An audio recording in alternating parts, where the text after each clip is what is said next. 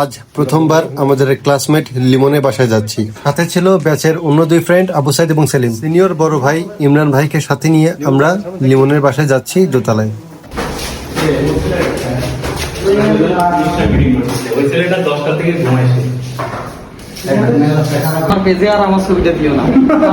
আচ্ছা আচ্ছা আচ্ছা শোন, লিমনের বাসায় ঢুকেই ওর রুমে যতগুলো কলা ছিল সবগুলোই আমরা চারজন মিলে ভাগাভাগি করে খাচ্ছি। হচ্ছে রেশমবাদে ঘুরতে গেছি, তো হঠাৎ করে স্যার সাথে পরিচয়, তো সেখানে ভাই আমরা ছবি টবি মানে ভিডিও ভাই করলাম। কলা খেতে খেতে ইমরান ভাইয়ের সাথে অনেক হাস্যরসাত্মক গল্প স্বল্প করলাম এবং ডিপার্টমেন্টে কিভাবে ভালো রেজাল্ট করা যায় এই বুদ্ধিও তিনি শিখে দিলেন। তোমাদের যাদের স্বপ্ন বিশ্ববিদ্যালয়ের ডিপার্টমেন্টে হাই রেজাল্ট করবা, তারা অবশ্যই ইমরান ভাইয়ের সাথে কন্ট্যাক্ট করবে অতি দ্রুতই।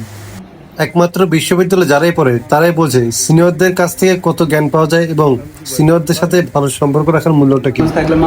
ভাই ভাই বিশেষ করেন ভাই নজরুল স্যার বলে ভাই এই জন্য আমি দিছি, অন্য স্যার মনে ভাই আমি দিতাম না, কারণ ভাই স্যার তো রুমে সেলিম শুধু এটা ওটা খুঁজতেছিল যে খাওয়ার জিনিস কি কি আছে। পরবর্তীতে আমরা প্রায় 1 ঘন্টার মতো ইমরান ভাইয়ের সাথে অনেক গল্প সল্প করলাম এবং আফসোস করলাম এই গল্পগুলো যদি অনেক আগে করতাম জীবন যদি আরো অনেক এগিয়ে যেতে পারতাম। এভাবেই চলতে থাকলো আমাদের গল্প।